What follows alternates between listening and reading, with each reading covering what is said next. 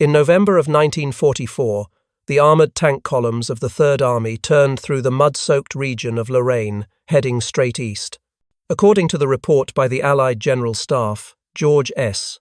Patton had advanced 400 miles in only 28 days, destroying 47 German divisions, capturing 140,000 prisoners, and opening a corridor through the heart of France all the way to the Moselle River. In his assessment submitted to Eisenhower, General Omar Bradley wrote a brief line. It was not tactics, but logistics, that decided the outcome. Those words became the epitaph of the entire autumn of 1944, when the American war machine proved that true strength did not lie at the front lines, but in the countless hidden gears behind them. From the scorched fields of Normandy to the forested hills of Luxembourg, Patton had no time to stop. According to the after-action report of the 9th Air Force, the mechanized speed of American forces surpassed all initial forecasts and also exceeded the capacity of traditional supply methods. The Sherman tanks consumed fuel faster than planned, with 800,000 gallons burned into black smoke each day. And yet, that army kept moving steadily, precisely, without a single day of interruption. Behind the path Patton carved out stretched thousands of trucks, lined up like a river of steel, flowing in reverse from the Cherbourg coast to the front lines. The October 1944 logistics map by Schaeff marked supply routes in red ink, railways cut, bridges destroyed, fuel depots obliterated. Yet in 82 days, more than 400,000 tons of goods equivalent to 122 million ton-miles were transported intact across a country whose infrastructure had not yet recovered. According to records stored at the U.S. Army Center of Military History, the delivery success rate of this supply line reached over 95%, a level even post-war civilian systems struggled to match. General Wilhelm von Mellenthin, who once served under Rommel, later wrote in his memoir after the war, "We fought against an army that never ran out of fuel. Every counterattack plan collapsed before their endless convoys." In a secret Wehrmacht report dated December 1944, the final note ended with bitter resignation. "The Americans never run out of fuel."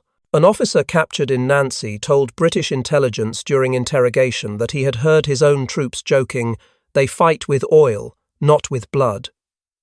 That was how the Germans, once confident in the Blitzkrieg doctrine, saw that very concept seized and perfected by the United States through an industrial equation.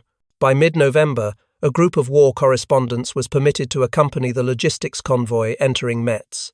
They recorded thousands of barrels of oil, artillery shells, food supplies, and mechanical parts lying along the route, each truck spaced exactly 50 meters apart to prevent congestion.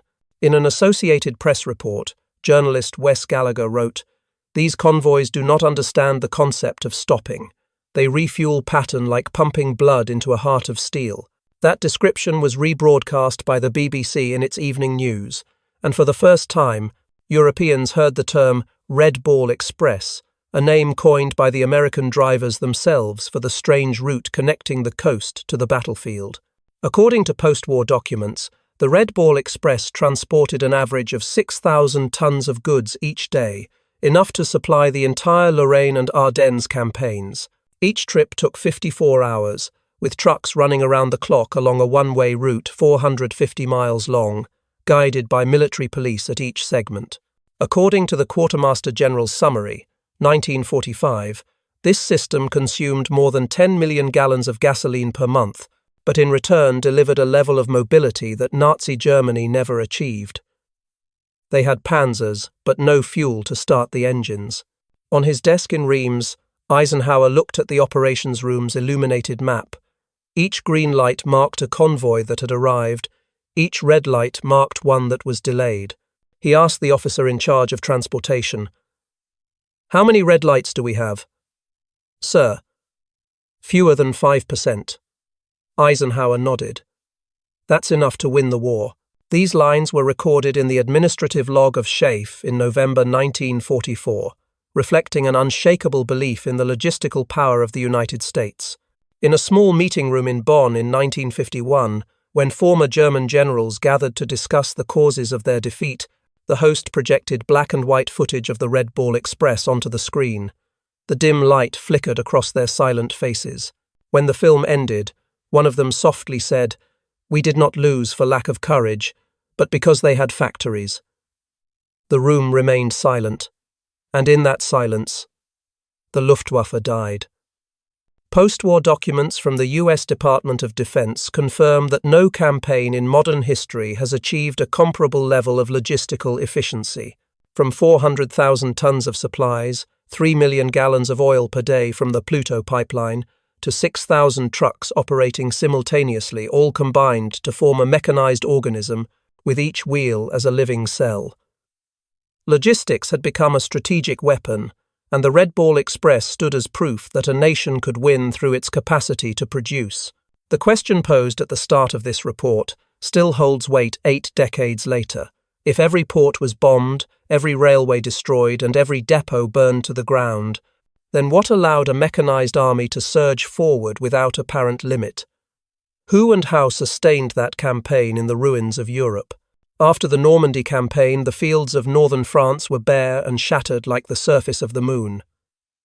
Bridges were broken, train stations burned, and rail tracks twisted by thousands of air raids. According to the report by the Transportation Corps, European Theatre of Operations, by mid-July of 1944, 80% of the French railway network had been damaged or rendered unusable. From the port of Cherbourg, the primary supply hub, to Patton's front line was a distance of more than 450 kilometers, a stretch that any logistics officer would consider impossible to cover, relying solely on conventional roads. France was being liberated piece by piece, but its transportation system remained choked, and every motorized convoy had to jostle for space on narrow, ruined roads filled with mud and wreckage. The port of Cherbourg, once reinforced into a fortress by the Wehrmacht, became a massive transshipment hub for the Allied forces. According to the Port Operations Report, August 1944, more than 25,000 tons of goods were unloaded at the docks each day, but there were no means to transport them further. Hundreds of thousands of barrels of fuel and artillery shells piled up in the port yard, while out on the battlefield, Patton's Sherman tanks were stalled and dead. A logistics officer wrote in his diary, "The supplies are right here, the battlefield is over there, and between us lies 450 kilometers of hell." Patton felt that pressure every day. He was not a man known for patience. According to the 3rd Army G4 Journal, on August 17, 1944, Patton sent an urgent telegram to headquarters. "My tanks are thirsty for gas." A short, cold, and desperate sentence. Since early August, the Third Army had consumed 800,000 gallons of fuel per day, a number so staggering even the planners were shocked. His advance outpaced all projections made by Schaeff, leaving the entire logistics system lagging behind. In the field, small supply trucks were stuck among long lines of military vehicles. The provisional supply convoys could not rotate fast enough. According to the Quartermaster General report, on average, each gallon of fuel delivered to the front required 1.2 gallons consumed in transport. It was a maddening equation. Patton, true to form, pushed his troops to keep advancing. When an officer warned that fuel was about to run out, he replied, "If there's no gas, I'll pour cognac into the tanks." The statement was half joke, half truth, but it revealed the level of desperation felt across the entire command structure. On August 19th, Schaeff received a series of urgent telegrams from Army Corps reporting mission failure due to fuel shortage. According to the Schaeff operations log, Volume 3, Eisenhower spent nearly the entire night reviewing the transportation map. The red dots on the map represented fuel depots that had completely run dry. The rail system had yet to be restored, with 80% of bridges down and 60% of locomotives destroyed. With no alternative, he ordered the Transportation Directorate to submit a provisional plan that could be implemented within 48 hours. A document dated August 23, 1944, recorded the line, "To sustain advance beyond Seine, an improvised trucking system required within 48 hours." The next morning, Eisenhower met with the Logistics Advisory Group at Schaeff headquarters in Granville. The head of the group was General John C. H. Lee, a tough, pragmatic organizer. He presented a bold plan: create a one-way road route dedicated entirely to transport, running from Cherbourg to Patton's front lines, operating 24 hours a day without pause. Trucks would run in convoys, turn around on a fixed cycle, and were not allowed to stop or divert. Eisenhower listened, paused a few seconds, and said, "Do it now." It was a command without a signature, but the entire machinery moved into action. On August 25, 1944, in SHAEF Directive No. 70, Eisenhower officially signed the order to establish the Red Ball Express. In the footnotes, the term Red Ball was explained as denoting express cargo in U.S. railroad terminology, indicating shipments that must not be delayed. Transport officers chose the symbol of a red circle painted on the front of each truck for identification. It was the sign for every checkpoint, every military police unit, and every other convoy to know, make way.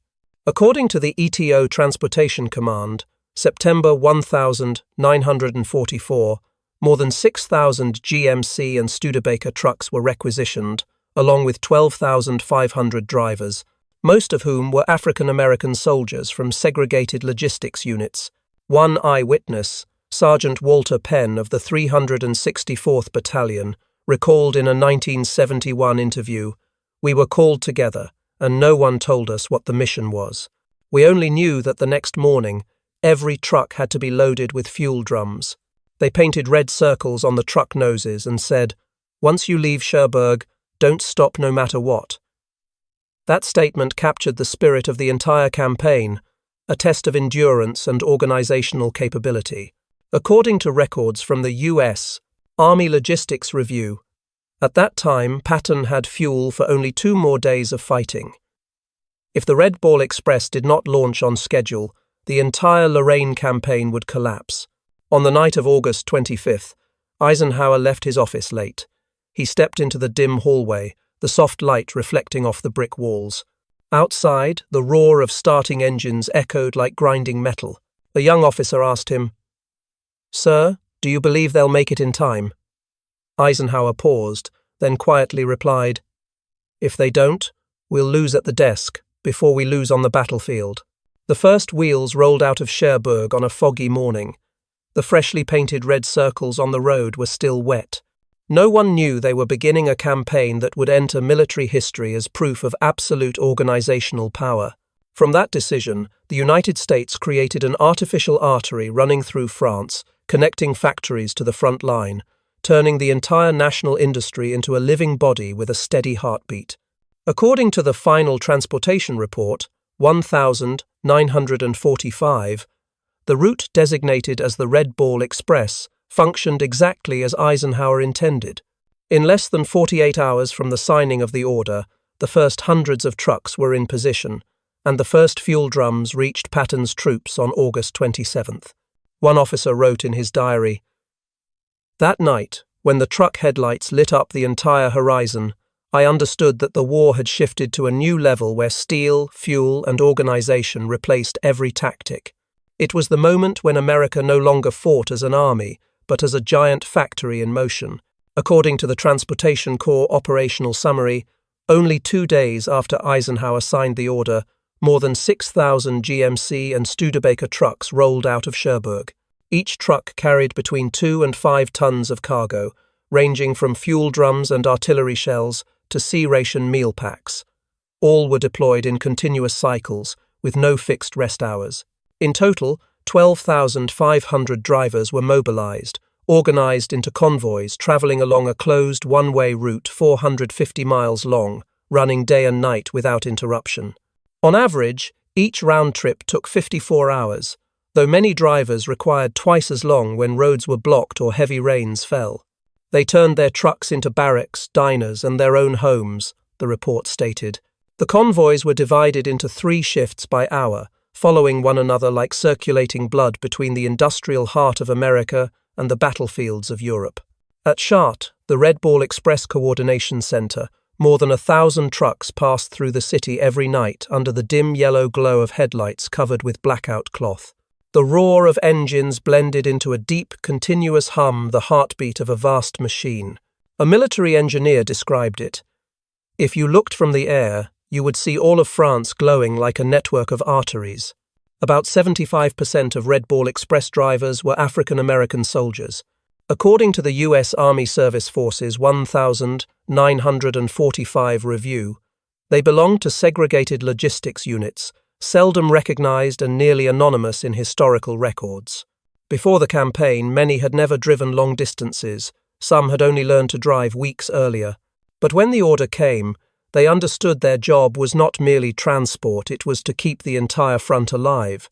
Sergeant William Jefferson of the 514th Quartermaster Truck Company recalled, "We weren't mentioned in victory bulletins, but if we stopped, Patton's tanks would stop too." Those drivers worked under brutal conditions. The 2.5-ton GMC trucks had no sealed windshields, no heating systems. Cold winds lashed their faces across the roads of Normandy, then turned to blinding dust near Chartres. They drove through the night, headlights half covered to avoid detection by enemy aircraft. Some drivers described, "We drove by feel. As long as we could see the faint red glow behind the truck ahead, we knew we were still in line." According to the Red Ball Command Diary, each driver averaged 12 to 16 hours of continuous driving, eating in the cab, and falling asleep at the wheel while refueling. The route was an unending trial. The corridor from Cherbourg to Namur passed through former battle zones, with roads shattered and bridges patched together with steel. When it rained, mud swallowed the wheels.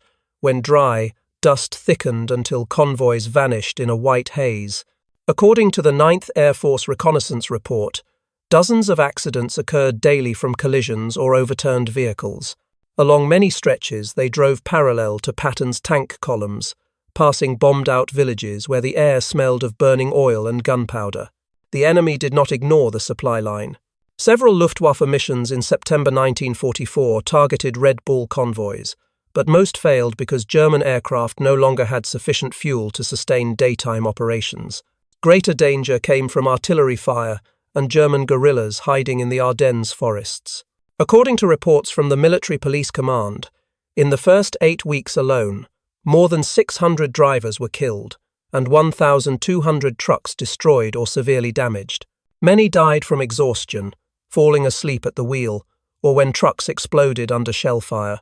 Corporal Melvin Brown, a driver from the 3,917th Battalion, recalled in a 1968 interview, "We didn't think we were on the front line, but every time the shells hit, we were the first targets.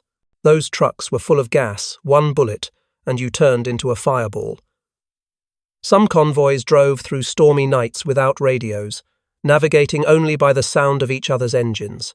In many cases, when a truck broke down, drivers abandoned the load and jumped onto another to keep the column moving. That spirit was recorded in the Chartres Coordination Officer's diary. "If one truck stops, the convoy stops. If one truck burns, the others keep going." To reduce accidents, the Red Ball Express implemented Code 48, a strict set of operational rules. Each convoy consisted of 10 to 20 trucks, commanded by its own officer, maintaining a 50-meter interval, forbidden to leave the lane. Any disabled truck had to be pulled aside within 5 minutes to prevent blockages. Military police set up checkpoints along the route, guiding with red lamps and air horns. On paper, it was a logistics network. In reality, it was a living organism with its own pulse. According to SHAFE Operations Summary, in the first week, Red Ball transported 89,939 tons of cargo, a figure surpassing all projected models. Those soldiers, most of whom never received medals, became symbols of America's organizational strength. Each carried a small flag in the cab. Many wrote the names of wives or children on the truck's sides. Blues songs played over the radio, cutting through the growl of engines. One night, a convoy was shelled while passing Chartres. 18 trucks burned, 32 men killed. The next morning, the route reopened, new trucks took their place, and not a single complaint was heard. In his memoir, The Road to Victory, General Patton wrote, "I do not know their names, but I know that because of them, we did not stop. They drove through the night like spirits guarding victory. That sentence was never part of an official combat report, but many veterans remembered it after the war. An old driver, Henry Thompson, said at a 1970 commemoration, "We were the shadow behind the tanks. No one saw us, but everyone heard our engines. The cost of victory was measured in sweat, blood, and the heartbeats of thousands of drivers."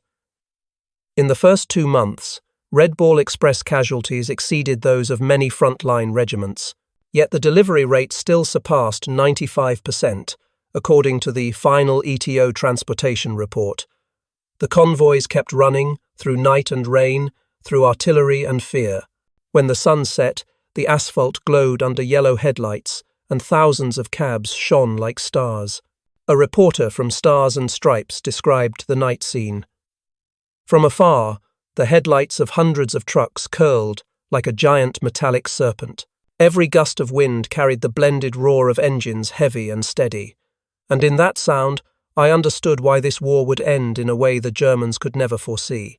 Those wheels never slept.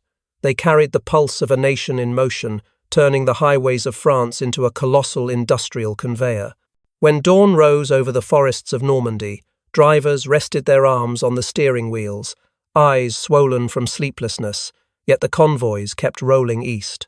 In the endless rumble of engines, they knew that every mile they conquered was one less day of war, and in that rumble, victory was already moving forward.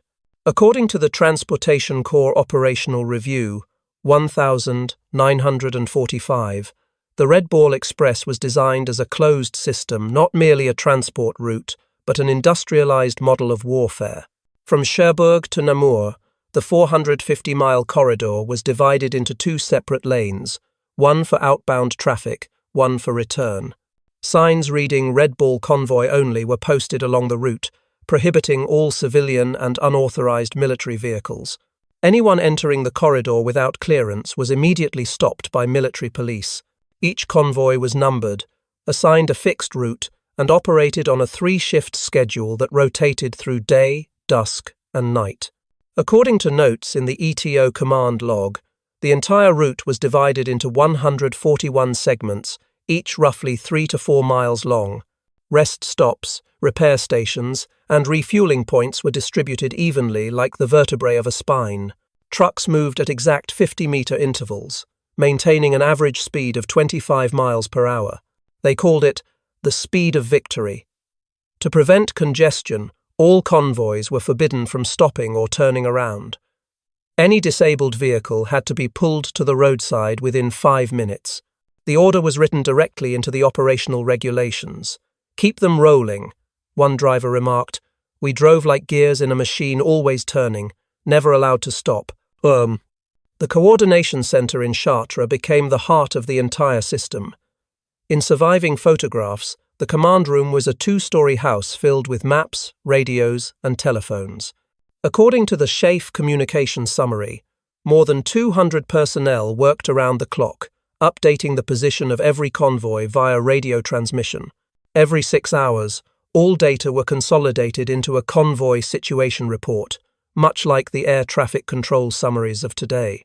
Each convoy had its own code name, and upon passing a checkpoint, it reported its identification, cargo load, and exact time. Any issue, whether a truck fire, a collapsed bridge, or a traffic jam, was transmitted to Chartres and resolved within 30 minutes. This communication network was a breakthrough for its time. For the first time in military history, a ground transport line was managed through a 2-way radio network spanning an entire country. According to Colonel Lauren Ayers in the Quartermaster Review, 1945, each convoy was treated like a flight. It had a call sign, a route, a scheduled departure, and an expected arrival. The comparison was no exaggeration. Its responsiveness and coordination were on par with an air traffic control center. The efficiency achieved astonished even Eisenhower. In his report to Washington, dated October 15, 1944, he wrote, "The Red Ball Express has proven that modern warfare is an equation of organization, no longer of audacity. In only 82 days of operation, the route transported 412,193 tons of supplies, equivalent to 122 million ton-miles, a record unprecedented in history. According to the final transportation report, 1,945, the Red Bull moved an average of 5,000 to 6,000 tons of material daily, delivering fuel, shells, and rations for the entire Lorraine campaign. As one supervising officer said, "If we stop for 1 hour, Patton stops for 1 day." Alongside the massive convoys, the Americans implemented a parallel backup network, the PLUTO project, pipelines under the ocean. Beginning in September 1944, underwater pipelines across the English Channel and into Normandy began operation. According to the British Petroleum War Diary, the PLUTO system pumped 3 million gallons of fuel per day, supplying storage depots in Cherbourg and Granville, which were then linked to the Red Bull's road network. The combination of these two supply systems eased the burden on the trucks and ensured that even if roads were blocked, fuel would continue to flow to the front lines. To maintain operational speed, SHAEF applied industrial maintenance standards. Every truck was required to undergo servicing after 3 runs, oil changes, brake checks, tyre replacements, and lighting inspections. Mobile repair units were stationed every 50 miles, fully equipped with tools and spare parts. The Maintenance Battalion 317 reported repairing an average of 300 vehicles per day, yet new trucks were always available to replace them, thanks to the steady stream of production from the United States. The General Motors plant in Flint, Michigan, was producing 1 truck every 7 minutes. When German intelligence learned of the system, they called the Red Bull Express Kettenstrasse, the chain road. According to the testimony of a captured Wehrmacht officer in Nancy, "We tried to bomb it, but whenever we broke one section, they opened another. Those convoys flowed like water through cracks." The statement, recorded in the Allied intelligence report, December 1944, reflected Germany's helplessness in the face of an enemy that had turned logistics into strategy. By mid-November, as French railways began to recover, the Red Bull Express completed its mission. The temporary route was shut down, but in those 82 brief days, it had become the emblem of absolute mechanization. In his final summary, Colonel Ayers wrote, "No convoy runs forever, but the Red Bull system has shattered every concept of logistical limitation." At the Fort Eustis Military Museum today, a photograph hangs at the entrance showing the route at night, hundreds of headlights stretching in 2 parallel lines fading into the mist. Beneath it is a simple caption, "The road that never stopped." And indeed, during those autumn months of 1944, that road never did. In 1942, when the war still leaned in Germany's favour, General Alfred Jodl declared during a meeting at the OKW High Command headquarters, "The Americans may produce much, but they cannot fight beyond 100 miles. They do not know how to organize a war." That statement, recorded in the minutes dated October 14th, 1942, reflected the common belief among the German military elite that the United States was merely an industrial power without a fighting soul. 3 years later, that belief was shattered when Patton and the Third Army advanced 400 miles across France, 4 times the distance Jodl had once deemed impossible. They advanced swiftly, precisely, and never once ran out of fuel. According to the Wehrmacht Logistics Analysis 1945, the German General Staff began to recognize the change by late summer 1944. Reports from the Western Front noted that the American Army has no logistical limit. While German tanks had to halt for resupply, the Red Bull Express convoys kept rolling through the night. A German officer captured in Nancy testified, "We thought they would slow down once far from the ports, but the farther they went, the faster they moved." Those words echoed through interrogation transcripts as silent confessions of an irreparable strategic mistake. From the autumn of 1944 to early 1945, the contrast between the two logistical systems reached absolute opposition. On the German side, after the Normandy campaign, rail lines were destroyed and fuel depots were empty. According to the German Fuel Allocation Report, September 1944, reserves were sufficient for only 2 weeks of large-scale combat. When the Americans crossed the Seine, The Wehrmacht had lost all true mechanized capability. Meanwhile, the Red Ball Express operated continuously for 82 days, transporting 412,193 tons of supplies, ensuring that the campaigns of Patton, Hodges, and Bradley remained uninterrupted. The peak of this contrast came in December 1944, during the Battle of the Bulge, Germany's final attempt to reverse the tide on the Western Front. Hitler's plan relied entirely on speed and surprise, but lacked any corresponding logistical solution. According to Oberkommando der Wehrmacht Directive No. 50, the offensive required more than 2 million gallons of fuel per day, while depots in the Ruhr held only 4.8 million gallons. Many Panzer units were ordered to seize Allied fuel dumps if possible, but they ran out of fuel before they could seize them. On the battlefield, hundreds of Panther and Tiger tanks were abandoned in the Ardennes forests. A German officer wrote in his diary on December 23rd, "We have shells, we have guns, we have men, but the tanks no longer move." At the same time, Red Ball Express convoys were cutting through snow-covered skies to resupply American troops at Bastogne. According to the 9th Air Force Logistics Command, within just 2 weeks, Red Ball delivered over 60,000 tons of supplies and 8 million gallons of fuel to the front area, enabling Patton to turn the tide in 72 hours. Those images left the German military in disbelief. They had invented blitzkrieg lightning war based on speed, mechanization, and coordination between tanks and aircraft. Yet in the final stages of the war, that very concept was seized and perfected by the United States. When Patton's Third Army relieved Bastogne on December 26, 1944, General Heinz Guderian, the father of Blitzkrieg, was in Berlin. In his memoir, Erinnerungen eines Soldaten, he wrote, "We invented Blitzkrieg. They perfected it through logistics. They did not need tactical genius. They had a vast system powered by oil and steel." According to the OKH War Diary summary of January 1945, many German officers proposed retreating to internal defensive lines due to the total collapse of supply capabilities. Oil shipments from Ploesti had been cut off, and the transport network was paralyzed. Meanwhile, the Third Army Fuel Record noted that on January 5, 1945 alone, American convoys delivered 1.2 million gallons of fuel within 24 hours, sustaining the entire Allied front, a figure far beyond anything the German General Staff could imagine. General Walter Model, commander of Army Group B and once famed for his rapid responses, admitted by early 1945 that every plan is meaningless without fuel. In a telegram to Berlin dated February 8, he wrote, "The enemy moves by endless fuel, we move by faith."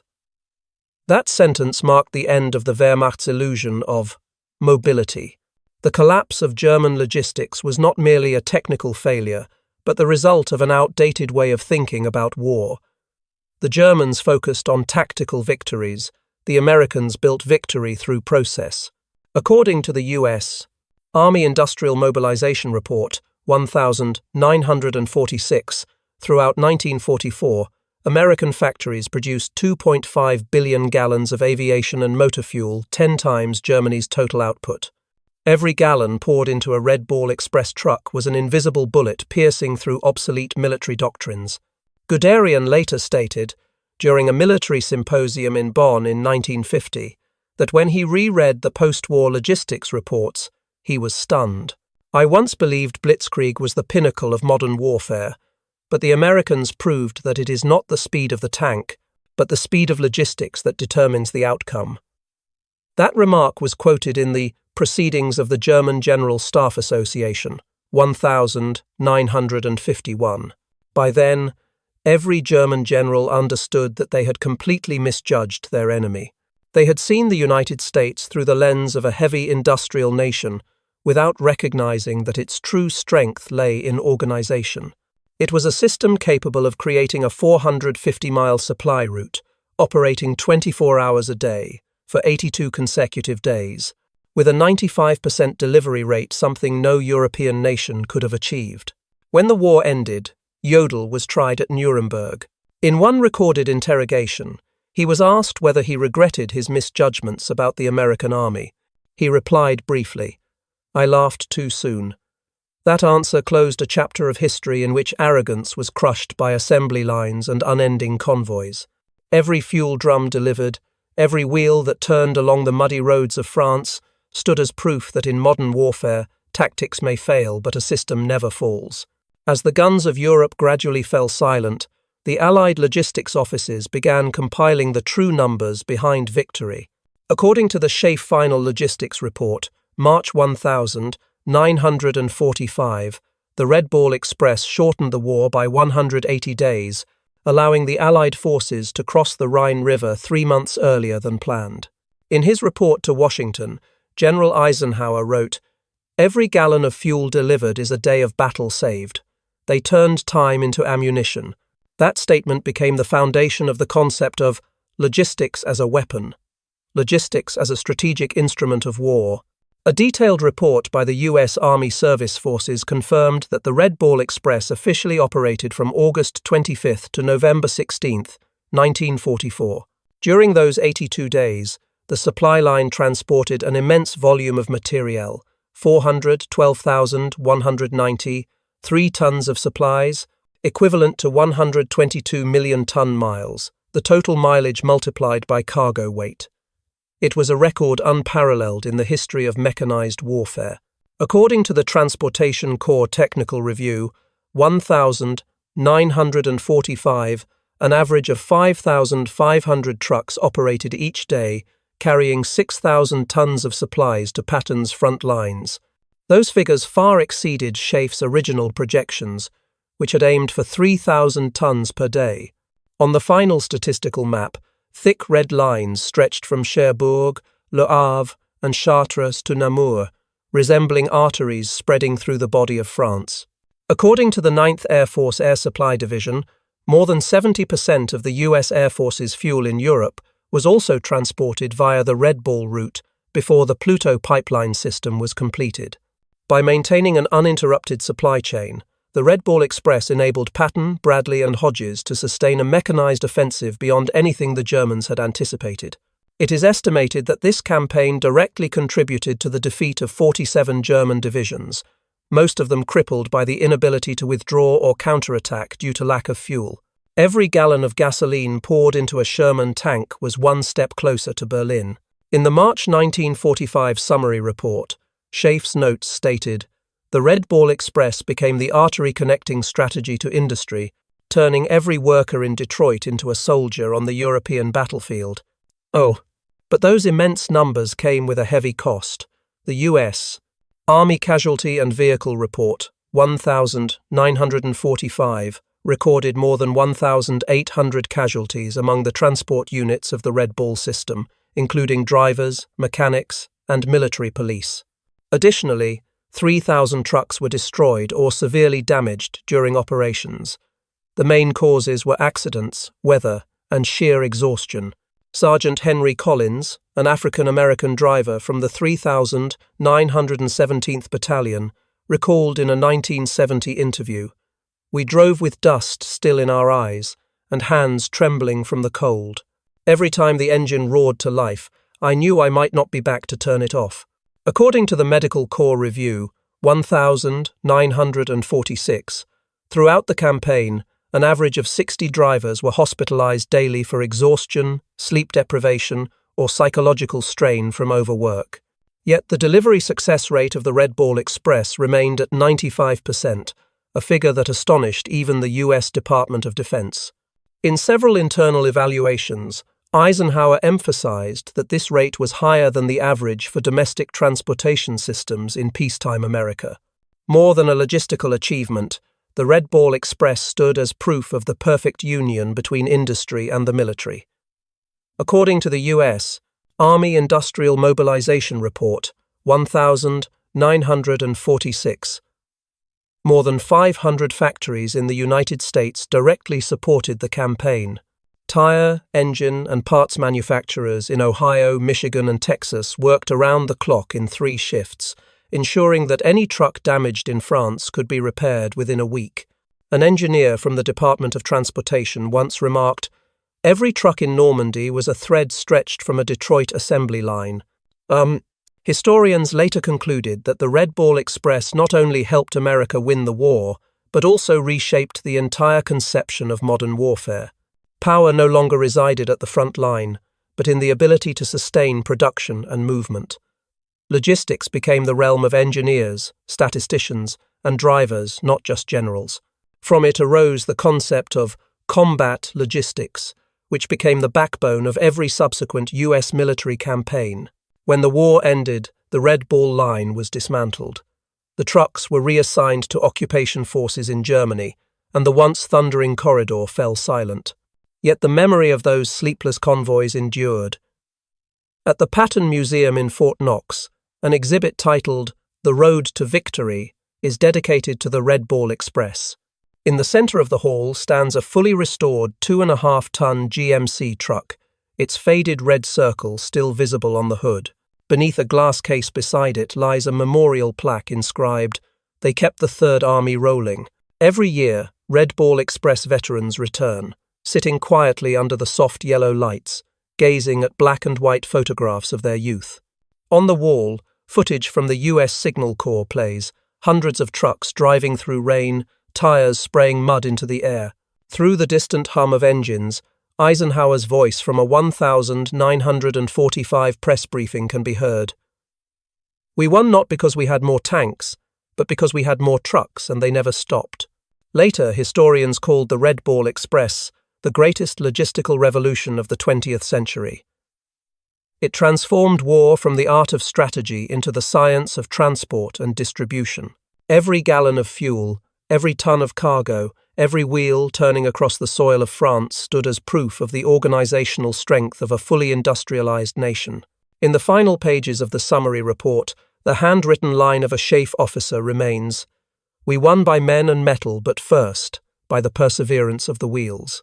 And thus, the Red Ball Express closed its place in history, not in the smoke of battle, but in the echo of engines that still resound through time. Those anonymous drivers left behind a legacy that transcended war itself. They became symbols of an age in which factory, road, and man fused to create victory. In the gentle light of the Fort Knox Museum, the memorial inscription still gleams, "They kept the Third Army rolling." And indeed, it was they who kept the wheels of the world's war turning. When the war ended, the roads of the Red Ball Express gradually grew over with moss, yet its influence continued to spread through every plan for Europe's reconstruction. According to the U.S. Department of Defense Postwar Report 1947, the mechanized transport model was simplified, standardized, and transferred to NATO in the form of a multinational logistics system. American experts called it Operation Continuity, the campaign to extend the Red Ball philosophy into peacetime. They no longer carried ammunition and fuel, but materials, machinery, and food for the reconstruction program, known as the Marshall Plan, launched in 1948. The highway network stretching from Cherbourg to Hamburg, once thundered by Red Ball convoys, was expanded into NATO's primary logistics corridor. According to the European Recovery Administration archive, during the first 2 years of the Marshall Plan, more than 16 million tons of goods were distributed along the very same routes once marked by the tires of wartime GMC trucks. The ports of Le Havre and Cherbourg were restored with American funding, becoming distribution centers for food and industrial equipment to France, Germany, and the Netherlands.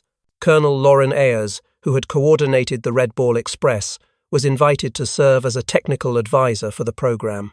In a 1949 interview, he said, "We were not only rebuilding Europe, we were reusing the very tools that had brought us victory." The impact of the Red Ball Express extended far beyond the military sphere. It became the model for post-war integrated transport systems, where factories, roads, and logistics infrastructure functioned as a single chain. According to the NATO Logistics Conference 1950, the concept of the integrated supply chain emerged directly from the lessons of Red Ball. Logistics was no longer a secondary element of war, but the foundation for peace. The Americans understood that whoever controlled the flow of goods controlled the world. From that experience, in 1952, the U.S. Army Command and General Staff College at Leavenworth officially incorporated the Red Ball Express into its logistics strategy curriculum under the doctrine named Logistics Supremacy. According to the archived syllabus, the first lesson began with the question, what allows an army to sustain its power 5,000 miles from home? The answer lay not in weaponry, but in organization. There, young officers watched archival footage of Red Ball convoys roaring through the rain, the sound of engines merging with the narrator's voice. Every mile carried by a truck is a mile bought by industry. According to the Army War College Review, 1953, the logistics supremacy doctrine shaped how the United States conducted every subsequent campaign from Korea to Vietnam. The field supply routes, radio coordination centers, and three-shift distribution cycles of the Red Ball Express were reused almost unchanged. Colonel George Bostwick, who had served with the 63rd Fighter Squadron, said during a 1954 seminar, "Red Ball didn't just teach us how to supply it, taught us how to run an entire economy in wartime." That quote is engraved in the Leavenworth Exhibit Hall, beneath a photograph of endless trucks crossing the shattered bridge over the Seine. In Leavenworth classrooms, students were tasked with simulating supply operations for an army of 200,000 men. Their primary reference was the Red Ball Express files, complete with precise data. 6,000 trucks operating continuously, 3 million gallons of fuel per day, 82 uninterrupted days. Those figures became the logistical classics of the 20th century. According to the U.S. Army Logistics Command, the core lesson of Red Ball lay in absolute synchronization from the driver and the dispatcher to the factory worker, in Michigan casting pistons for the GMC engines. In his book, The Shape of Modern Warfare, published in 1958, military historian Walter Dorn wrote, "The Red Ball Express marked the transition from the warfare of genius to the warfare of systems. From that point on, no individual, no matter how brilliant, could replace organizational power." Dorn observed that Patton symbolized speed, but it was Red Ball that gave him the fuel to make that speed real. The coordination of thousands of tiny links, each precise and indispensable, was the true power of the post-industrial age. By the early 1960s, many concepts born from Red Ball were absorbed into the civilian sector. The U.S. Department of Transportation adopted the one-way corridor model to design the interstate highway system, ensuring separated two-way traffic just as Eisenhower had once structured the Red Ball route. At the American Industrial Mobility Conference of 1962, the president of General Motors declared, "Without the Red Ball experience, we could never have conceived the interstate highway system." In later years, the Red Ball Express came to be seen as a symbol of American industrial civilization, where strength was measured not by passion but by calculation. That strength was counted in the million gallons of fuel flowing through Europe each day, and in the anonymous men who kept it flowing. Victory did not belong to individual brilliance, but to organizational capacity. Logistics had become the soul of every campaign. According to the Smithsonian Military Review, 1970, and quote, when former German generals were interviewed, most expressed the same feeling. Astonishment and fear at the scale of American industry. One of them, General Friedrich von Mellenthin, said at the Potsdam Conference in 1945, "We laughed when they landed, but when they turned France into a conveyor belt of supply, we knew we had lost." That statement, quoted verbatim in the Proceedings of the Allied Control Council, 1946, became the epilogue of an era. Outside the Fort Eustis Museum today stands a simple metal plaque engraved, "From Red Ball to the Free World." In the afternoon sunlight, restored trucks gleam while loudspeakers replay an old American radio broadcast. They kept the Third Army rolling. The voice mingles with the sound of simulated engines, creating the feeling that time has turned back to 1944. The Red Ball Express is no longer merely a campaign, it is a concept.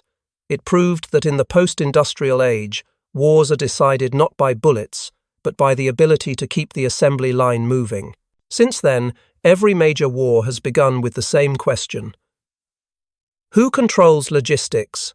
And the answer, from Normandy to the present day, still echoes in the rumble of Red Ball engines, the unending heartbeat of the 20th century.